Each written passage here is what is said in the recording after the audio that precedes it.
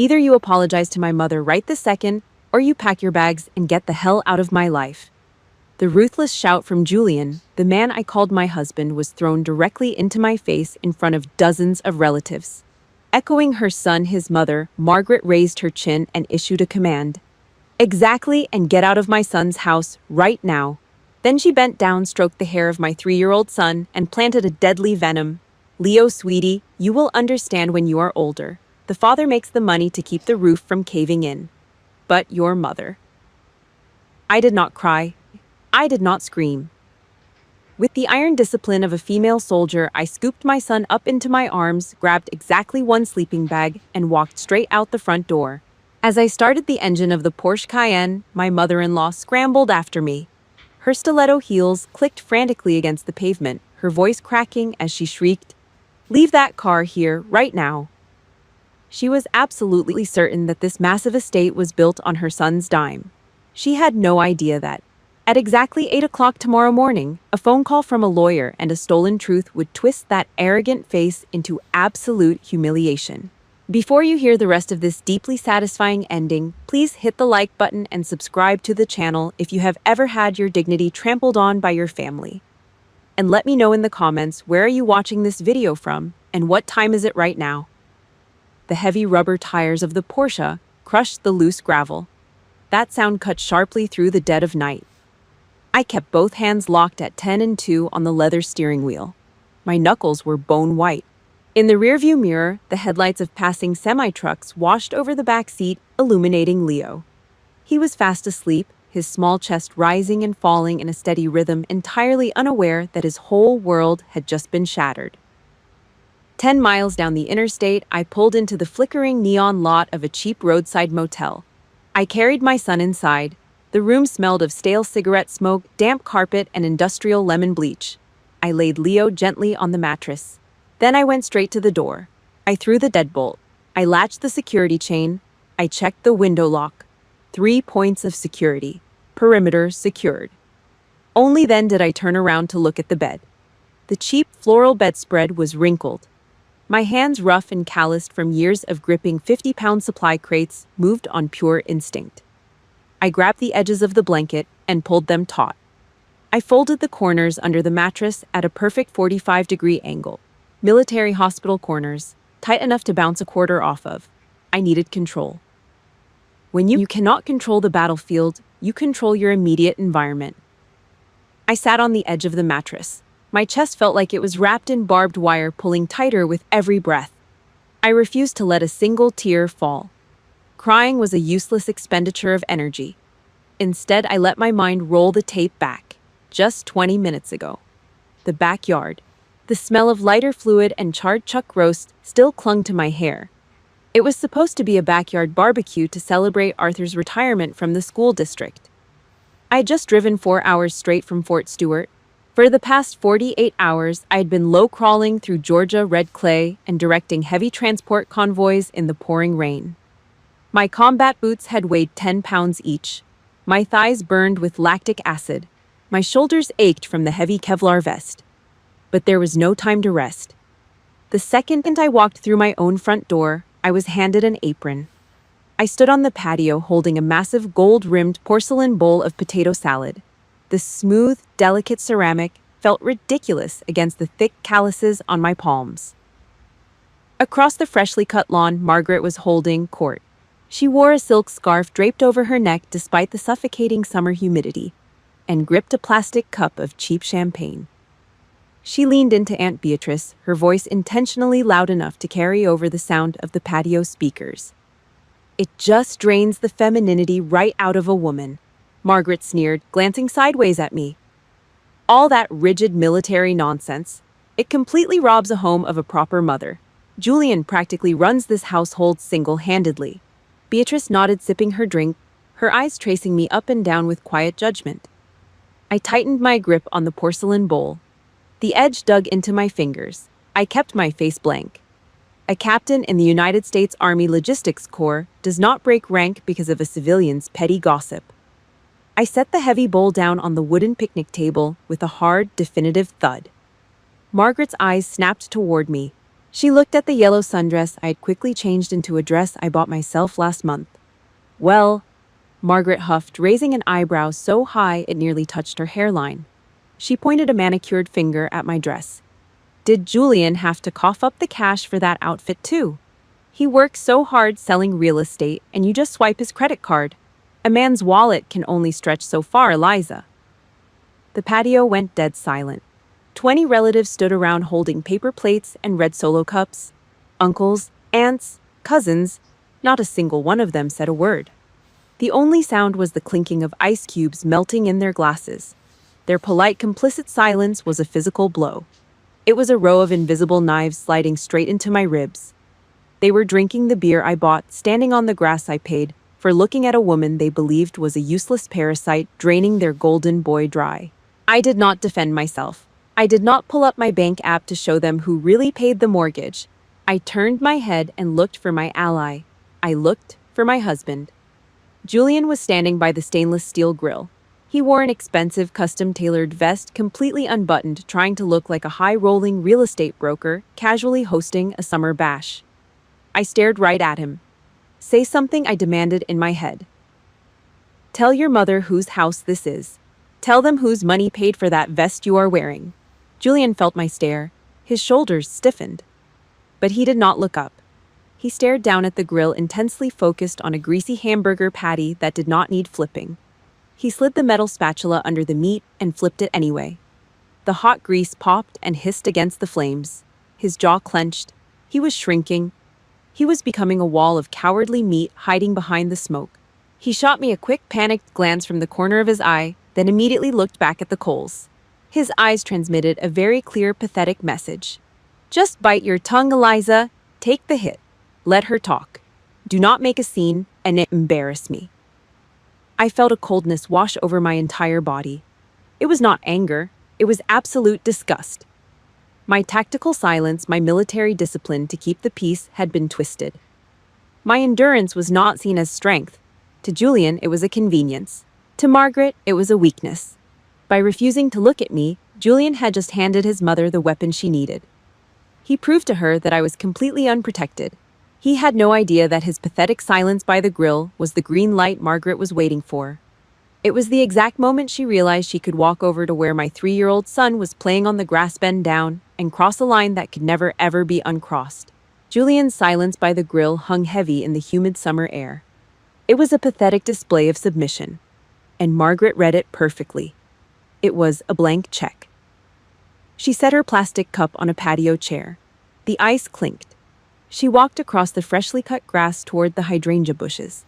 Leo was sitting in the dirt pushing a yellow plastic dump truck through the mulch, making quiet engine noises.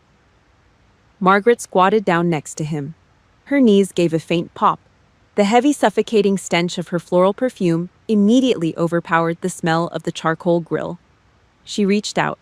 Her manicured nails dug into Leo's soft hair. She did not whisper. She projected.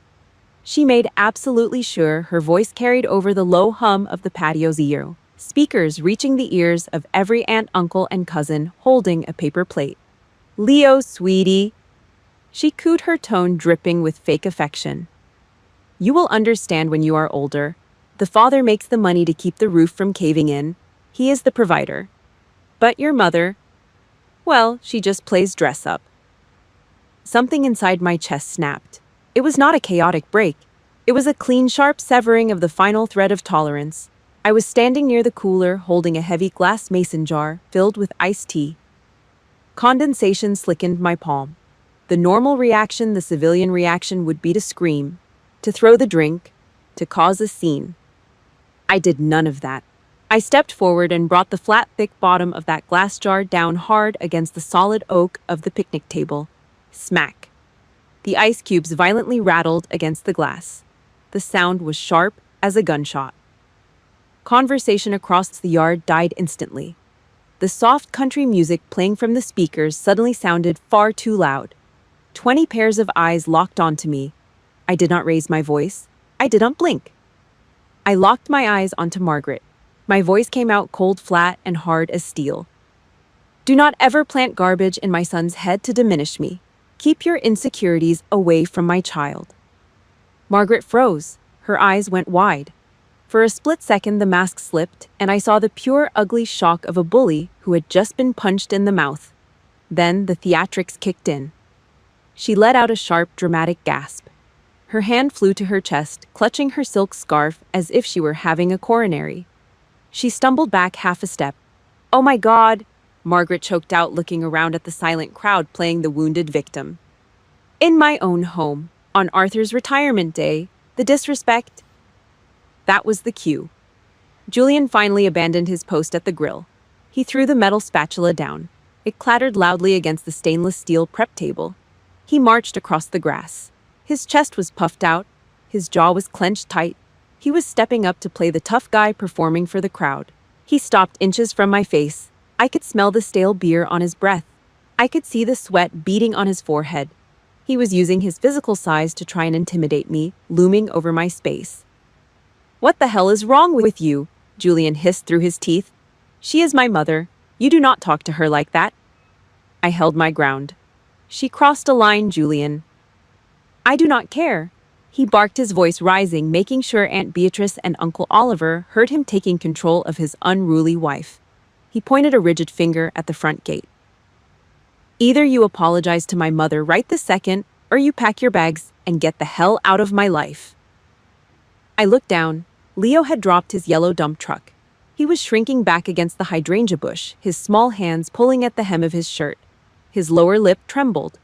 The raised voices were terrifying him. The threat assessment was complete. This environment was hostile. The objective was no longer to keep the peace. The objective was extraction. I did not argue. I did not explain myself to the crowd of cowards watching from the patio. I walked past Julian. I bent down, scooped Leo up into my arms, and pressed his head firmly against my shoulder. I grabbed the single sleeping bag I kept in the hallway closet, and I walked out the front door. The transition from the noisy, suffocating backyard to the cold, quiet interior of the Porsche was absolute. The heavy doors slammed shut. I locked them. I started the engine and drove away while Margaret screamed from the driveway. Cut back to present. The neon sign of the motel flickered, casting a dull red glow through the thin curtains. The air conditioning unit rattled violently in the wall. I sat on the edge of the stiff mattress. Leo was asleep behind me. I pulled my iPhone from my pocket. The screen lit up my face in the dark room.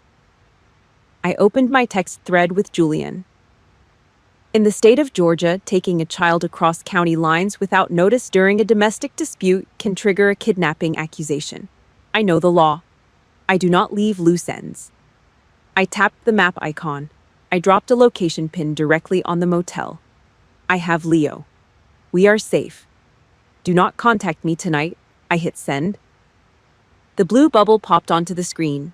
It was 10 to 14 p.m. I set the phone face up on the cheap laminate nightstand and watched the screen. I waited. 10 minutes passed. 20 minutes passed. 30 minutes. The word "delivered" sat quietly under the blue bubble. It never changed to read. The three little typing dots never appeared. Julian had his phone. I knew he did. He lived on that device, constantly scrolling real estate feeds and social media. He was seeing the message. He was choosing not to open it. It was a classic, pathetic tactic. The silent treatment. He was attempting to punish me. He thought I was sitting in this filthy motel room, crying, panicking, waiting for him to graciously allow me back into his life. He thought his ultimatum had broken me. He thought the house, the cars, and the financial control were in his hands. I stared at the unread message. A slow, cold realization settled deep in my chest. There was no saving this. There was no counseling, no talking it out, no fixing the cracks. The foundation was rotten. I reached out and flipped the phone face down on the nightstand. He wanted a war of silence. He had no idea he was fighting a soldier. At exactly 8 o'clock tomorrow morning, my silence was going to strip him of everything he claimed to own. At 0755 hours, the motel room was dead quiet. The air conditioning unit rattled a low, steady rhythm against the dry wall.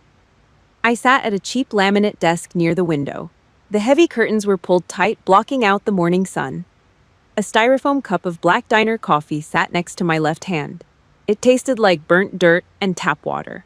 I did not care. Caffeine was a tool, not a luxury. My iPhone lay flat on the desk. The speaker icon was illuminated green. Over the line, I heard the rapid, hollow clack, clack, clack of a mechanical keyboard. Victoria Sterling did not do small talk. She was a senior family law attorney in downtown Atlanta. She billed $400 an hour, wore tailored wool suits, and dismantled broken marriages with the cold precision of a forensic pathologist. I hired her 2 years ago to draft a rock-solid estate plan. Today, I was taking the safety off. "He is going to scream," Victoria said. Her voice through the speakerphone was metallic and completely void of emotion.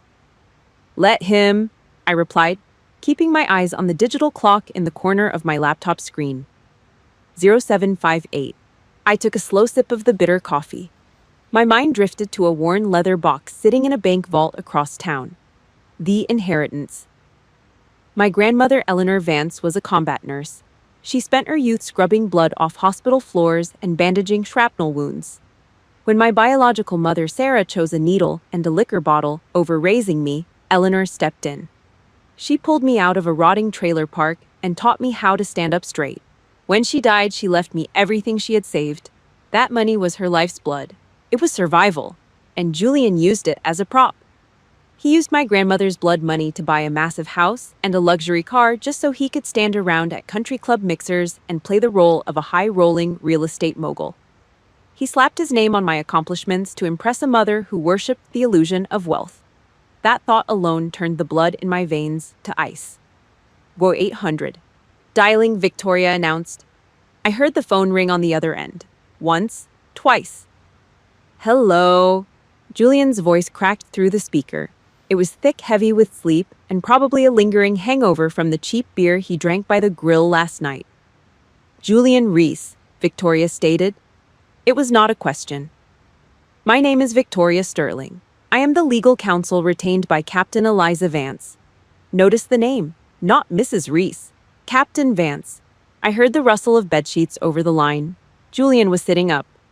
"Eliza, where the hell is she? Did she sleep at a hotel? Put my wife on the phone right now." "You are currently on notice," Victoria said, cutting through his arrogant noise like a scalpel. "Effective immediately, a temporary separation order has been filed. You are barred from attempting to locate my client. All communication regarding your son Leo will go strictly through my office." Julian let out a harsh, disbelieving laugh. "Are you kidding me? You cannot do that. I have rights. I am his father. I am calling the cops and reporting her for kidnapping."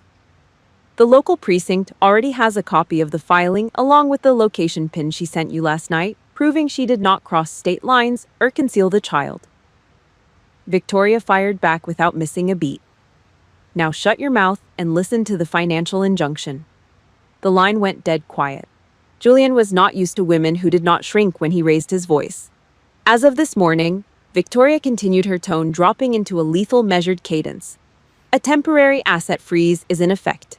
The estate on Oakwood Drive and the 2023 Porsche Cayenne are locked. Neither property may be sold, leveraged, or occupied by third parties." That was the trigger. The words "third parties" hit the exact nerve I knew they would. His grand plan to move his bankrupt parents into the guest suite was going up in smoke. Julian exploded. "Occupied, it is my damn house." He roared into the phone, the audio clipping from the sheer volume of his voice. "I am a real estate broker. I am the man of that house. You cannot freeze my property, my cars. I pay the utility bills. I pay the grocery tabs. Tell Eliza to stop throwing a tantrum and get her ass home before I lock her out for good." I sat completely still in the motel chair. I listened to a mediocre man bleed his fragile ego through a digital speaker. Victoria let him yell until he ran out of breath. Then she delivered the execution. "Mr. Reese," Victoria said quietly, "I highly suggest a licensed real estate professional learn how to read a county deed." Julian stopped panting. "What?" "The estate on Oakwood Drive and the Porsche Cayenne are the sole and separate property of my client. They were purchased in full in cash prior to your marriage using a protected inheritance trust. Your name is not on the deed. Your name is not on the title. You own absolutely nothing."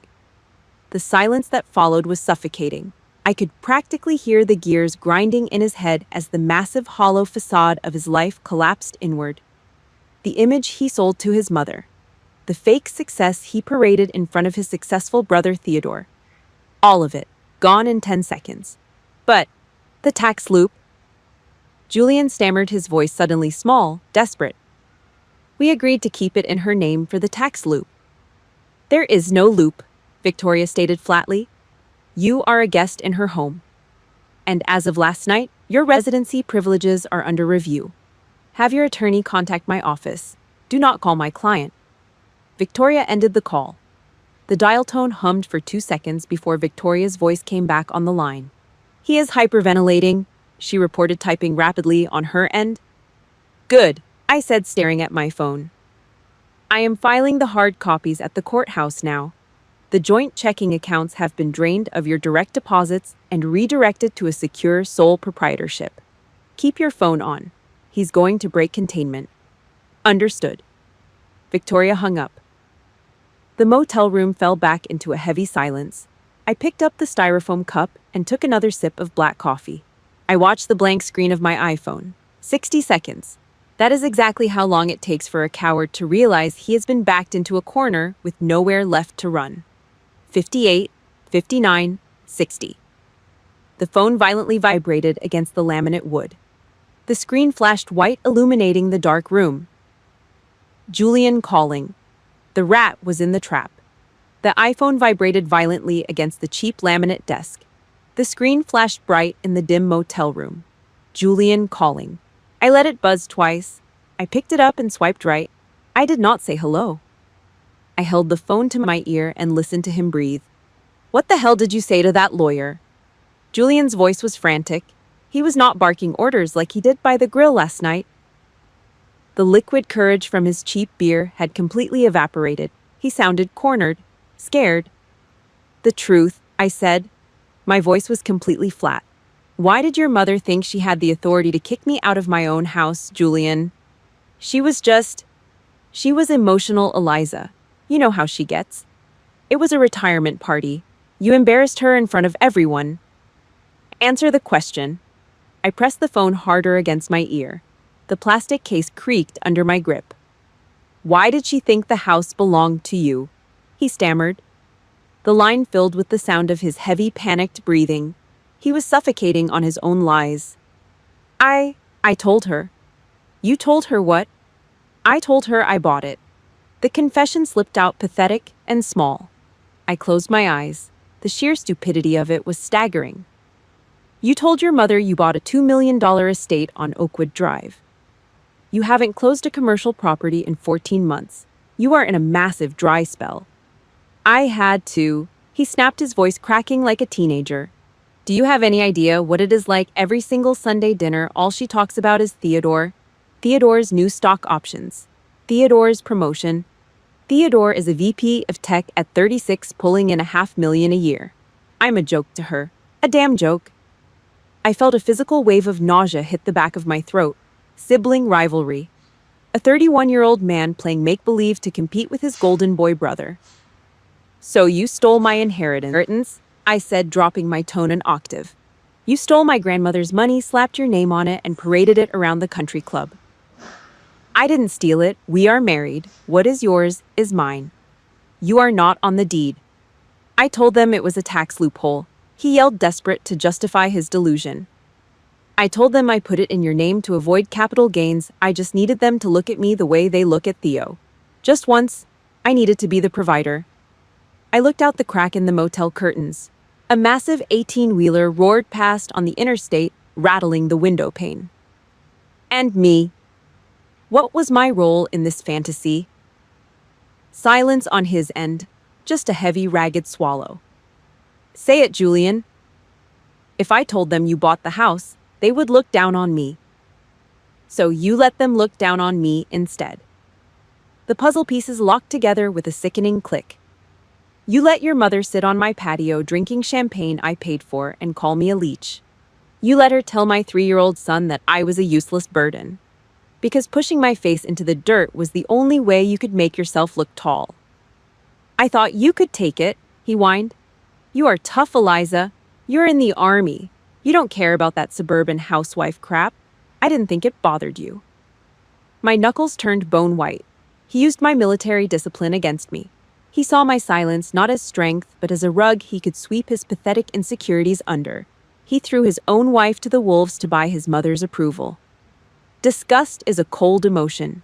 It strips away the history, the wedding vows, the memories, leaving nothing but a rotting carcass. I felt absolutely nothing for the man on the other end of the line. Nothing but pure contempt. "Do not ever contact me again without your lawyer present," I said. I pulled the phone away from my face to hit end.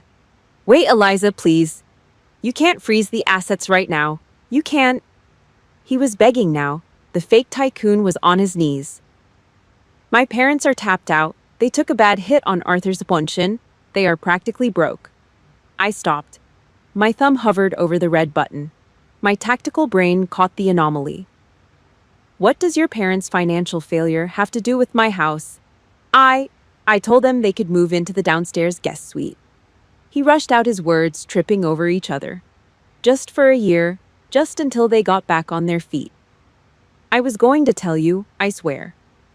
But if they find out I don't own the place, if you lock me out, they have nowhere to go." He kept talking, crying about his ruined reputation and his mother's impending breakdown. But I stopped listening. A massive red flag had just deployed in my mind. Arthur and Margaret were broke. Julian was in a dry spell, making zero commission. Yet for the past 16 months, Margaret had been showing up to family events in brand new designer clothes. Julian had been picking up the check at expensive steakhouses, playing the role of the generous son. Where was the money coming from? I lowered the phone from my ear and set it on the desk. Julian was still babbling, his voice, a tinny, desperate buzz from the speaker. I opened my laptop. I pulled up the browser. I bypassed my personal accounts and navigated straight to the joint checking account. The account where my hazard pay deployment bonuses and monthly salary were directly deposited. The account I rarely checked because I was too busy running logistics for a brigade of soldiers to monitor daily grocery expenses. I typed in the password. The keys clicked loudly in the quiet room. I clicked on the 16-month statement history. The little blue loading circle spun on the screen. 1 second, 2 seconds. The spreadsheet populated, row after row of black text. I stared at the screen. The air in my lungs turned to ice. The iPhone was still pressed to my ear. Julian was still talking, his voice a pathetic, high-pitched whine. "I was going to tell you about the guest suite," he stammered, completely oblivious to the trap he had just walked into. "They just needed a place to crash, a year tops. I figured you would put up a fight at first, but eventually you would just cave. You always just handle things, Eliza. I needed this." I stopped breathing for a fraction of a second. "You would eventually cave." He did not view my patience as a virtue. He viewed it as a weakness he could exploit. He had drawn up a blueprint to move his toxic parents into my basement, assuming I would just swallow my anger and foot the bill to keep the peace. I hung up the phone. I did not say goodbye. My laptop screen glared in the dim motel room. I opened the portal for our joint checking account. This was the account where the United States Army deposited my hazard pay. This was the money I earned sleeping on cots in 100-degree heat, managing supply lines in combat zones, and missing my son's first steps. I pulled the statements for the last 16 months. I hit print. The cheap motel printer in the lobby cost me $3. It was worth it. 10 minutes later, I sat at the laminate desk with a stack of paper. I took a red pen from my uniform pocket. I started reading the bold black lines of subtracted funds. It was not a single massive theft. That would be too brave for Julian. It was a cowardly parasitic drain. Minus $300. Memo plumbing repair for mom. Minus $800. Memo visa payment. Minus $450. Memo groceries. Margaret was not working. Arthur was living on a depleted pension. Julian was in a massive real estate dry spell. Yet Margaret showed up to the 4th of July barbecue holding a new designer handbag. Julian bought premium steaks for every family dinner. They were funding their suburban country club illusion with my combat pay. I ran the final calculation. $12,460.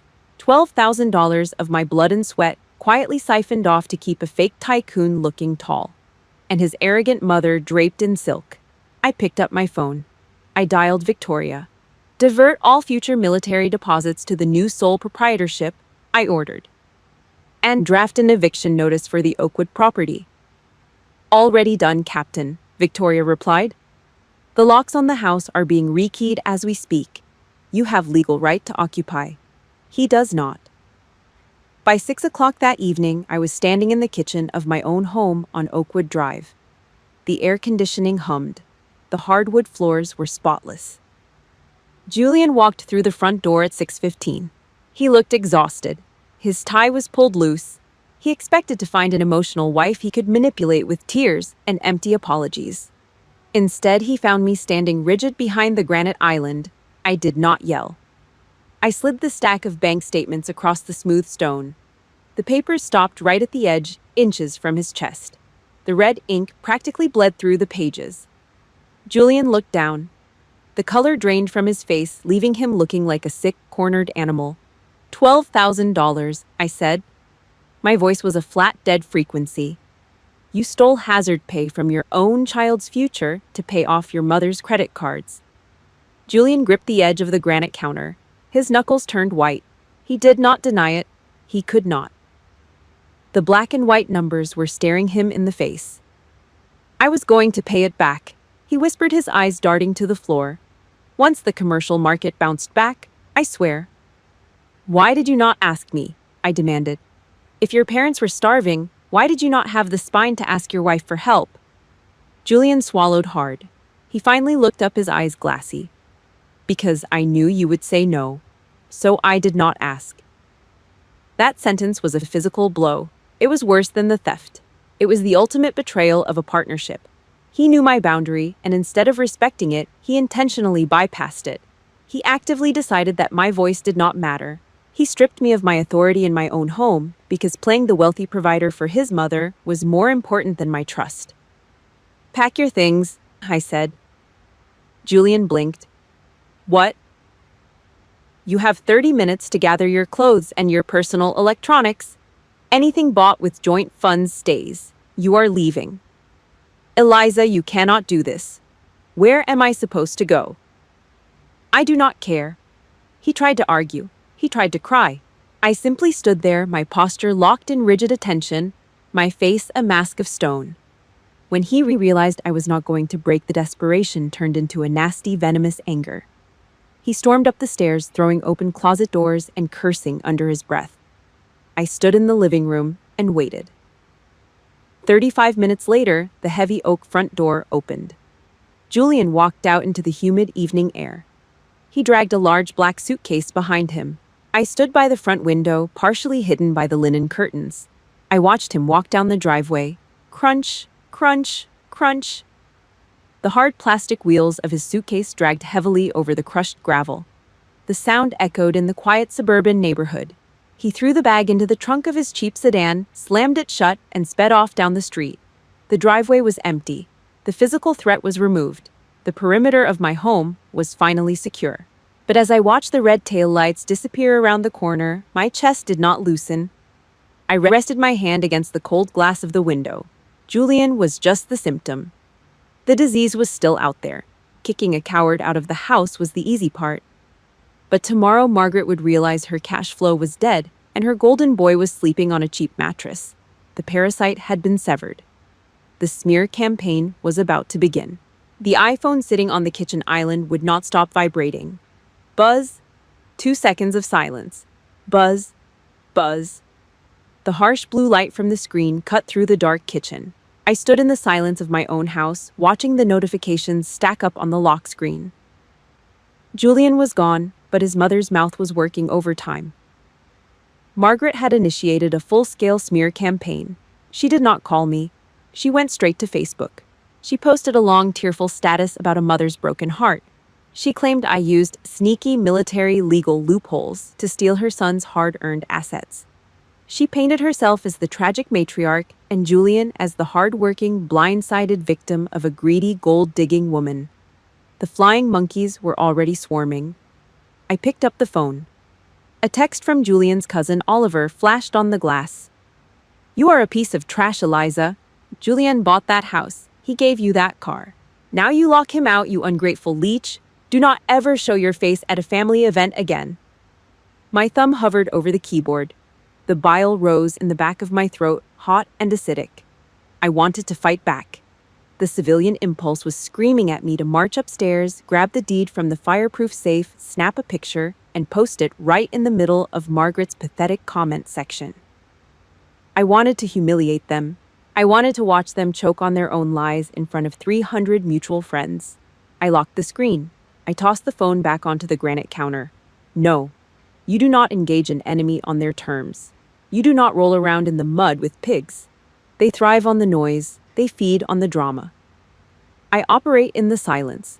I walked into the home office. I unlocked the heavy steel safe under the desk. I pulled out the thick, textured paper of the property deed and the vehicle title. My thumb traced the raised ink of my own name. Eliza Vance, not Eliza Reese. The evidence was absolute, but throwing it on social media was a waste of ammunition. A sniper does not fire warning shots to win an argument. You wait until the target is standing in the open and you drop them. The phone vibrated again. This time it was a phone call. Arthur Reese, Julian's father, Margaret's husband. Arthur was a retired high school principal. He spent 30 years breaking up cafeteria fights and catching teenagers in stupid lies.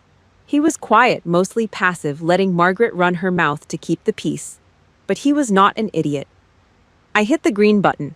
I put the phone to my ear. I said nothing. "Eliza," Arthur said. His voice sounded like sandpaper, old, tired, and heavy with stress. "Margaret is downstairs having a panic attack. She says you stole Julian's house and kicked him onto the street." "And what did Julian say?" I asked, my voice flat. Arthur paused. I heard the faint click of a lighter and the sharp inhale of a cigarette. Arthur only smoked when he was deeply rattled. "Julian is sitting at my kitchen table," Arthur said slowly. "He is staring at a cold cup of coffee. I asked him to show me the mortgage statement so I could hire him a lawyer. He would not look me in the eye, Eliza. He just kept shaking his head." "A liar rarely looks a principal in the eye, Arthur." Another heavy drag of the cigarette over the line. "Julian left his car unlocked in my driveway. I saw a printed bank statement sitting on the passenger seat. Red ink." Arthur's voice dropped, tightening with shame. "That at $12,000. That was not his commercial real estate commission, was it?" "No," I said. "It was my hazard pay." The silence on the other end of the line was absolute. I could feel the exact moment a father realized his son was not a victim, but a thief. The golden illusion of his family was cracking wide open. "Margaret has called half the neighborhood," Arthur finally muttered, sounding sick. "She is dragging your name through the dirt. She thinks she is protecting him." "She is protecting a fantasy." "I know," Arthur said. "I need this to stop. Before the whole family tears itself apart. We need to sit down. Neutral ground. Tomorrow at 3 o'clock. I am not sitting in your living room so Margaret can scream at me. Not my house," Arthur corrected. "Dr. Hayes's office, the family therapist over on Westheimer Road. I already booked the room. Margaret thinks it is a mediation to get Julian back into the house." I stared at the thick paper of the deed sitting on my desk. A therapist's office, a controlled environment, a closed room with nowhere for Julian to run and a professional witness to watch Margaret's false empire burn to the ground. It was the perfect killing floor. "I will be there," I said. "I am bringing the legal documents, but we play by my rules, Arthur." "What rules?" "I am not defending myself. I am not explaining anything. When I walk into that room, Julian confesses to you and his mother out loud. He admits he stole my money. He admits he lied about the house. If he tries to spin it, if he tries to hide behind Margaret again..." I let the silence hang for a fraction of a second, letting the weight of the threat settle. "I will press criminal charges for the theft. I will ruin him." Arthur let out a slow, rattling breath. "I will make sure he talks." He hung up. I stood in the quiet office. The smear campaign was raging outside my walls. My phone was still buzzing with texts from cowards who did not have the spine to call me directly. I ignored all of it. I picked up the deed. I picked up the vehicle title. I picked up the bank statements with the red ink. I slid them all into a heavy manila folder. I folded the metal clasp down, locking the evidence inside. I walked out to the garage and threw the folder onto the passenger seat of the Porsche. The clock was ticking. Tomorrow at 3 o'clock, the fake tycoon and his arrogant mother were going to face the firing squad. Tuesday at 3:00 p.m. The family therapy office on Westheimer Road smelled like sterile ozone from a cheap air purifier and stale coffee. I sat on a beige leather sofa. My back was perfectly straight, not touching the cushions. The heavy manila envelope rested on my lap. Dr. Hayes, a quiet man with silver hair, sat in an armchair in the corner. He was just the referee. He was there to make sure the blood stayed off the walls. The heavy wooden door opened. Margaret marched in. She wore a navy blue blazer, gripping a yellow legal pad like she was stepping into a corporate deposition. Arthur walked in behind her. He looked 10 years older than he did at the barbecue. His shoulders were slumped. Julian came in last. He did not look at me. He kept his eyes glued to the gray carpet, shuffling toward a chair in the corner. He looked exactly like what he was, a dead man walking. Margaret dropped her legal pad on the glass coffee table with a loud smack. She pointed a manicured finger at me. "You think you can hide my grandson?" she snapped. "You think you can lock my son out of his own home? We are taking you to court, Eliza. We are getting full custody." I did not flinch. I did not raise my voice. I turned my head slowly and locked eyes with the coward sweating in the corner chair. "You're staged, Julian," I said. My voice was dead flat. Margaret frowned, looking between us. "What is she talking about, Julian?" Julian swallowed hard. His Adam's apple bobbed. He gripped the armrests of his chair so tight his knuckles turned white. He opened his mouth, but nothing came out. Arthur stepped forward. He stood right behind his wife's chair. His voice was gravelly, heavy with disgust. "Tell her, Julian. Tell your mother what you told me at the kitchen table this morning, or I will." Julian let out a ragged breath. He stared at his expensive Italian loafers. "I lied, Mom," he mumbled. "Speak up," Arthur barked. The retired principal tone cut through the room like a whip. Julian flinched. "I lied. The house on Oakwood Drive, the Porsche, none of it is mine." Margaret let out a sharp, dismissive scoff. "Julian, stop it. We know about the tax loophole. You don't have to protect her anymore." "There is no loophole," Julian yelled, his voice cracking. He finally looked up. His face was slick with sweat. "I am broke, Mom. I haven't closed a commercial property in 14 months. I have zero commission. Eliza bought the house. She bought the car in cash before we even got married. It was her grandmother's inheritance money. I told you it was mine." Margaret froze. The arrogant fire in her eyes flickered and died. "Why would you say that?" "Because you never shut up about Theodore." Julian choked out tears, pooling in his eyes. "Theo's new car, Theo's stock options. I just wanted you to look at me like you look at him. I just wanted to be the big man for once." The room went completely silent. The only sound was the low hum of the air purifier. Margaret shook her head. Her reality was short-circuiting. She looked at me, her eyes wild. "He's lying. You are making him say this." I did not argue. I lifted the manila folder from my lap. I unhooked the metal clasp. I pulled out the property deed and the vehicle title. I placed them flat on the glass coffee table. I pushed them across the smooth surface. The heavy paper made a soft sound as it slid to a stop right in front of Margaret. "Read it," I commanded. Margaret looked down.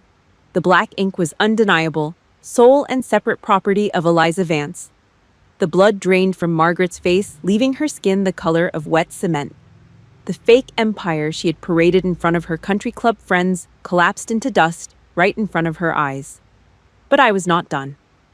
I pulled out the bank statements, the ones covered in red ink. I dropped them on top of the deed. "Now tell her about the $12,000, Julian," I said. Arthur closed his eyes and pinched the bridge of his nose. Julian dropped his head back into his hands. He sobbed, a loud, ugly, pathetic sound. "I stole it," he cried into his palms. I skimmed her hazard pay out of the joint account. I used it to pay off your visa bill, Mom. I bought those steaks for Sunday dinners with her combat money. Arthur let out a sound that was half groan, half sob. It was the sound of a father realizing he had raised a parasite. Margaret stared at the red ink on the bank statements. Her hands started to shake. The manicured nails she had used to dig into my son's head just 3 days ago were trembling. She had spent the last 2 years treating me like a leech, only to find out she was the one sucking my blood. She looked up at me. Her eyes were glassy. The arrogance was gone, replaced by a desperate need to save face in front of her husband and the therapist. Eliza. Margaret's voice wavered. She clutched her silk scarf. I am sorry if you misunderstood my intentions at the barbecue. I stood up. I did not misunderstand a thing, I said, looking down at her. And a real apology does not start with the word if. It is just another lie to protect your ego. I picked up the manila folder. I slid the papers back inside. I turned my back on the three of them and walked out the door. I did not look back when the heavy wood clicked shut. 10 minutes later, I was sitting in the driver's seat of the Porsche. I pulled up to the intersection of Westheimer and Post Oak. The traffic light burned a bright, solid red. The adrenaline that had kept my spine straight and my voice cold for the last 72 hours suddenly evaporated. The tactical armor cracked. Before I tell you what happened next, I need you to do something for me. If you have ever been handed a fake garbage apology that started with the word if, hit that like button and subscribe to the channel. Drop a comment below and tell me the worst non-apology you have ever received. Put it out there. I read every single one. I gripped the leather steering wheel. My chest tightened until I could barely draw breath. I had won. I had protected my assets. I had crushed the bullies. But as I sat at that red light, the only thing playing on a loop in my head was what happened at 6:00 a.m. this morning in the motel room. Leo had woken up, rubbed his eyes, and looked around the cheap room. He looked at me with absolute innocence and asked, "Mommy, are we going back to Daddy's house today?" I had protected his financial future, but to do it, I had to blow up his home. A choked sob ripped out of my throat. I dropped my forehead against the steering wheel. The leather was cold against my skin. I sat there in the idling car alone in the silence and wept for the father my son would never have. The light turned green. The fallout was administrative, cold, methodical. I did not want a screaming match. I did not want apologies wrapped in excuses. I wanted public accountability. At 9:00 a.m. on Wednesday, my phone vibrated on the kitchen counter. It was a long, massive block of text, the family group chat. Julian finally pulled the trigger. I lied. The text started. No preamble. The house on Oakwood Drive and the Porsche are Eliza's sole property, bought with her inheritance before we married. The money I spent on recent family dinners and Mom's credit cards was stolen from Eliza's hazard pay without her consent. I am solely responsible. Delete the rumors. Below that message, Victoria Sterling had forced Julian to upload a scanned PDF, a legally binding promissory note, $12,460, plus interest, signed by Julian Reese in blue ink. The group chat, normally buzzing with pictures of casseroles and weekend golf scores, went dead silent. Not a single like, not a single reply. The flying monkeys had their wings clipped. 3 days later, the real test walked up my driveway. It was Saturday afternoon. Julian was allowed a supervised 2-hour visitation with Leo. He parked his sedan at the curb. I stood on the porch, my posture locked, watching him walk up the concrete path. Before he reached the top step, a black Mercedes SUV whipped around the corner and aggressively pulled into my driveway. The driver's door swung open. Margaret stepped out. She wore sunglasses, her jaw set tight. She stomped across the grass, completely ignoring the concrete walkway. She marched straight toward the front door, acting as if the catastrophic humiliation at the therapist's office had never happened.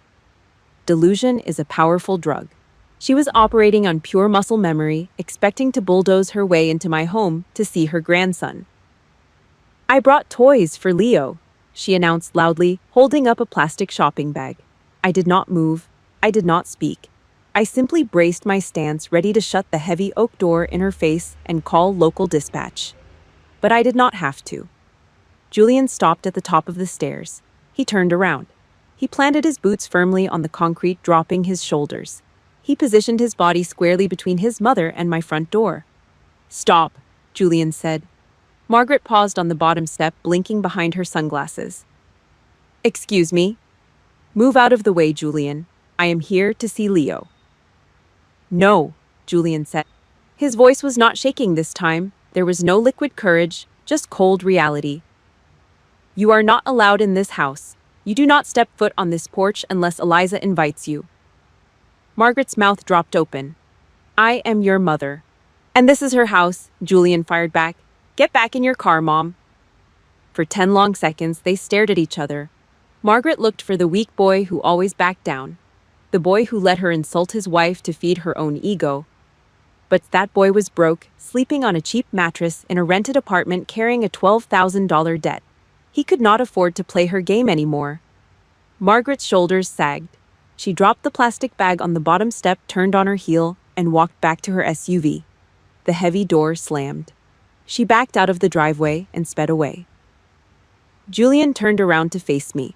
He did not look for praise. He did not expect a thank you. He just picked up his duffel bag and waited for me to unlock the door. That night after Leo went to bed, my phone lit up. Voicemail from Margaret Reese. I sat at the kitchen island, hit the speaker button, and listened to the electronic beep. The recording was 4 minutes long. There was no crying. There was no defensive theater. It was just the exhausted voice of a 62-year-old woman sitting in the dark ruins of her own pride. Arthur showed me the bank statements. Margaret's voice crackled through the speaker. He showed me how broke we are. I was terrified, Eliza. The pension took a hit. I felt like I was suffocating.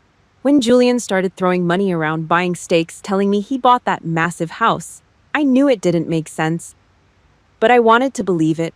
I needed to believe we were still important. She paused. I heard the faint clinking of ice in a glass. "I am sorry," she said. "Not if you misunderstood. Just, I am sorry. I used you. I hated you because you had the discipline and the money I did not have.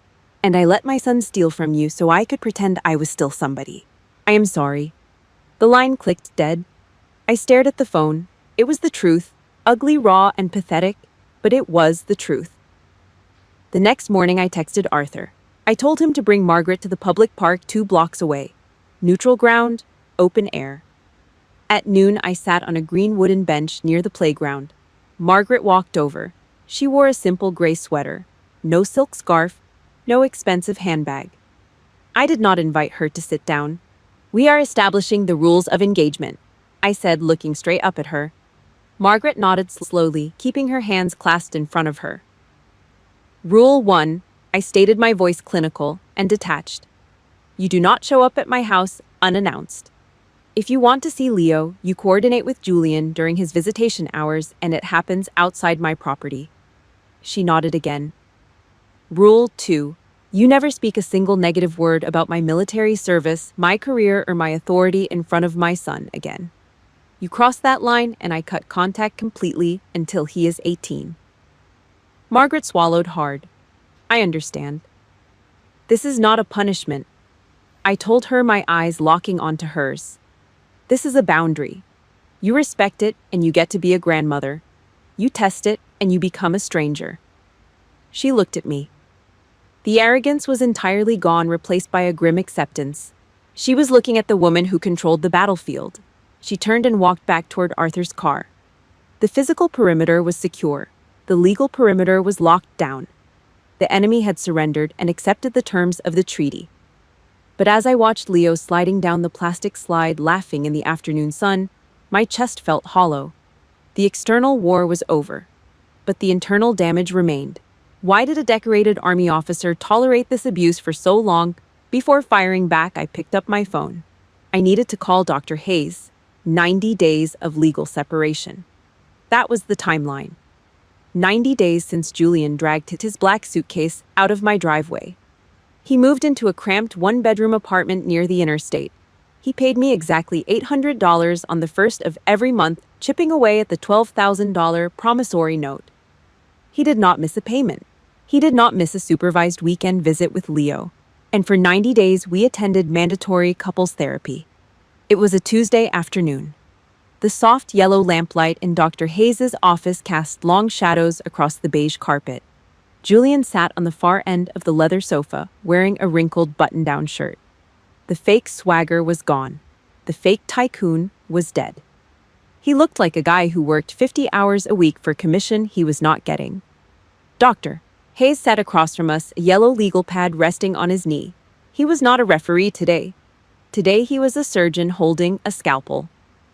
Julian? Dr. Hayes said, his voice low and even. Let's go back to the backyard barbecue, when your mother insulted your wife and you stood by the grill in silence. What were you protecting? Julian shifted uncomfortably. The leather sofa squeaked. He stared at a stain on the carpet. I was protecting the peace. My mom is a nightmare when she gets set off. I just wanted to keep things quiet. Dr. Hayes did not write that down. He let the silence hang heavy and suffocating. Try again, Dr. Hayes said. Whose approval were you protecting? Julian flinched. The question hit bone. He gripped his knees, his knuckles white. My mother's, he whispered. Say it louder. I was protecting my mother's approval. Julian choked out, his voice cracking. He looked up, his eyes red and glassy. If I defended Eliza, Mom would have looked at me like I was a failure. Like I couldn't even control my own wife. I needed her to think I was the big man. So I threw Eliza under the bus. I threw my own kid under the bus, just so my mom would not look at me the way she looks at Theodore. The ugly truth spoken out loud. He sacrificed the safety of his family on the altar of his mother's ego. Dr. Hayes nodded slowly. He wrote a single line on his pad. The paper crinkled loudly in the quiet room. Then Dr. Hayes turned his head. His eyes locked onto me. Eliza. I sat perfectly straight, my hands folded tightly in my lap. I was the one who had been wronged. I was the one who had my hazard pay stolen. I was the victim here. I waited for the doctor to validate my anger. Instead, he drove the blade right into my chest. At that barbecue, Dr. Hayes asked quietly, "What was your silence protecting?" I frowned. My defensive wall slammed into place. I was maintaining discipline. I am an officer in the United States Army. I do not throw temper tantrums in front of civilians. I kept the peace. Did you? Dr. Hayes tilted his head. Or did you just enable his cowardice? The air was sucked right out of the room. I felt my chest physically tighten. I did not enable a thief. I fired back, my voice turning icy. No, you did not enable a thief, Dr. Hayes agreed. But for 2 years, you swallowed insults from your mother-in-law. For 2 years, you let your husband claim your hard-earned assets as his own to inflate his ego. You call it military discipline. I call it toxic enabling. I stared at him. The words burned. You are a strong woman, Eliza. Dr. Hayes continued, his voice relentless. You run logistics in war zones. But in your own home, you took the hits. You absorbed the disrespect because you thought you could handle it. You thought being the bigger person was keeping the family together. He leaned forward, his elbows resting on his knees. But by doing that, you trained Julian. You taught him that there were absolutely no consequences for throwing you to the wolves. You taught his mother that you were a punching bag. You did not keep the peace, Eliza. You just subsidized a war against yourself. A hot, stinging pressure built up behind my eyes. I blinked hard, staring at the glass coffee table. I thought about the times I quietly paid the credit card bills, the times I bit my tongue when Margaret sneered at my uniform. I thought my endurance was a shield. But Dr. Hayes was right. It was not a shield. It was a blank check. I'd actively participated in my own destruction by refusing to draw a hard line until it was almost too late. My throat tightened. A single hot tear broke loose and slid down my cheek. I reached up and wiped it away, immediately angry at my own weakness. My silence was complicity. I said, my voice barely a whisper. The words tasted like ash. I taught him how to treat me. Julian let out a ragged breath from the other end of the couch. Eliza, I am so sorry. I swear to God I'm going to fix this. I am going to be the man you need. I looked at him. The urge to jump in to fix it, to tell him it is okay, flared up the old habit of keeping the peace. I killed that urge immediately. I kept my mouth shut. Dr. Hayes sat back in his chair. He closed his legal pad. An apology is just breath, Dr. Hayes said, looking between the two of us. Forgiveness is personal. It is what you do, so the anger does not rot your own stomach. But access a seat at your table that has to be earned. He tapped a pen against the leather cover of his notebook. Trust is not given, Julian. Dr. Hayes stated. Trust is gathered evidence. Eliza will not believe a word you say. She will only believe what you do. The session ended. We walked out of the clinic into the harsh afternoon sun. We stood in the asphalt parking lot. The heat radiating from the pavement was stifling. Julian stood by the driver's side of his cheap sedan. He looked at me across the roof of the car. I am going to prove it, Julian said. I unlocked the Porsche. The heavy doors clicked. We will see, I said.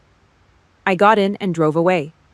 I had 90 days of gathered evidence. Julian had paid his debts. He had stood up to his mother. He had sat in therapy and bled out his ego. The data was trending in his favor.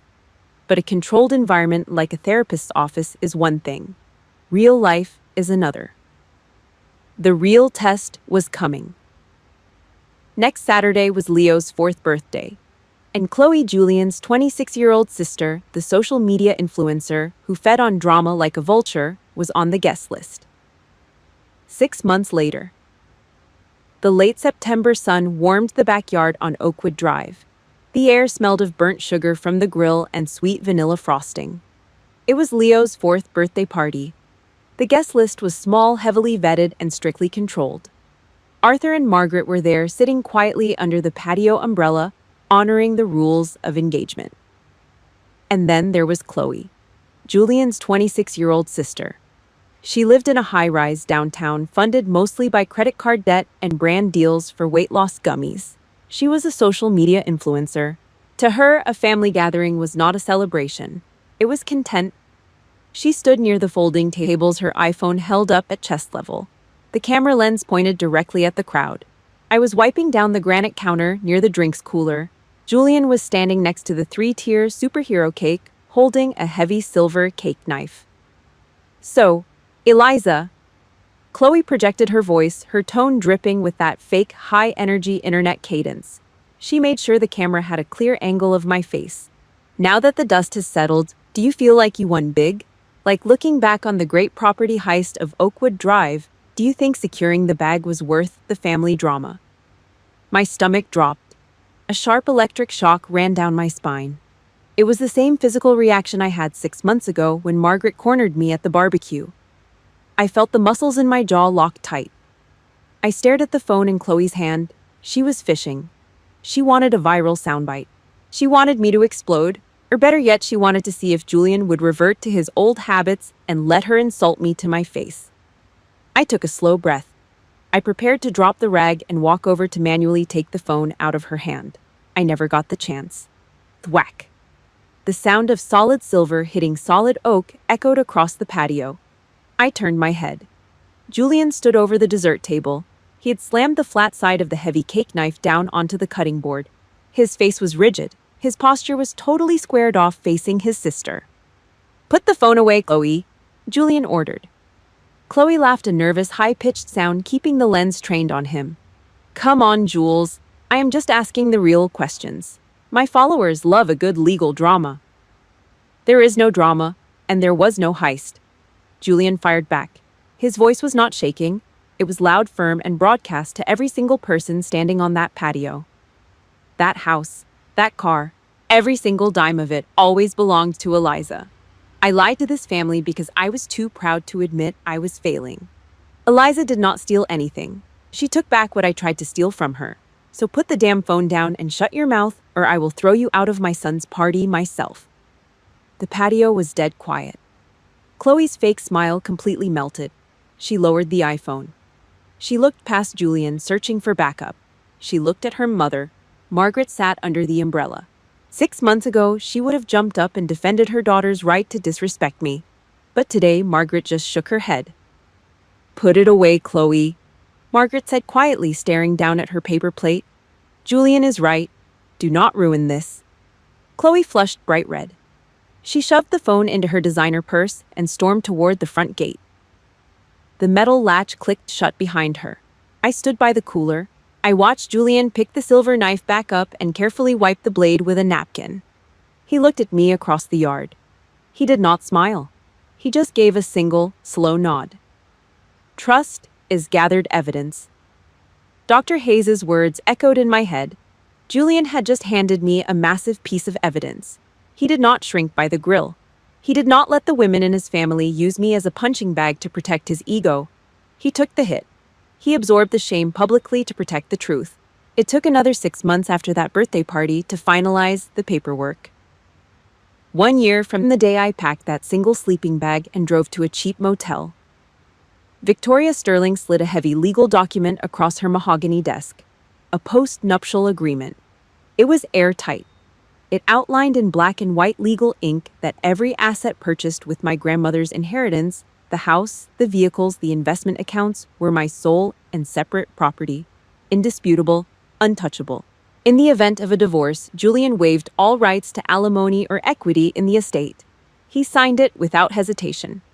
Julian moved back into the house on a Tuesday. He did not walk in like a tycoon reclaiming his castle.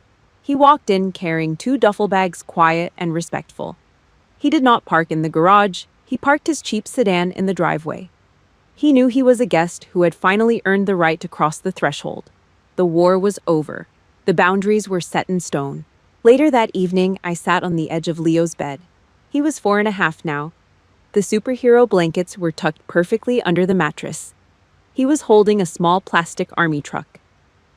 I leaned down and kissed his forehead. He looked up at me, his eyes heavy with sleep. "Is Daddy staying forever?" Leo whispered.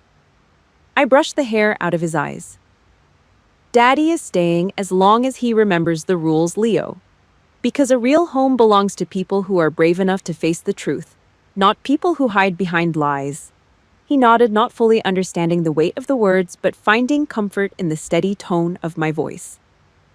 He closed his eyes. I stood up. I walked out of the bedroom and pulled the door shut until it clicked.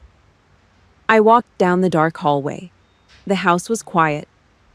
It was not the tense, suffocating silence of a woman swallowing her anger to keep the peace. It was the solid, heavy silence of a fortress. I had defended my perimeter. I had protected my son. But more importantly, I had broken the cycle. I did not let my son grow up watching a man steal from a woman while the world told her to smile and take it. I did not teach him that a wife's silence is the price of a peaceful dinner. I taught him that a woman's discipline is not a welcome mat for cowards to wipe their boots on. It is a weapon. And when the line is crossed, you do not cry. You do not beg. You drop the hammer. If you have ever felt like your silence was being used against you, or if you have ever had to fight to establish a boundary with a toxic family member, I want to hear from you. Hit that like button and subscribe to the channel. I want you to go down to the comments right now and tell me, what was the hardest boundary you ever had to set in your own life? Type, "I draw the line" in the comments if you are done letting people step on your peace. You are not alone in this fight. Keep your perimeter secure.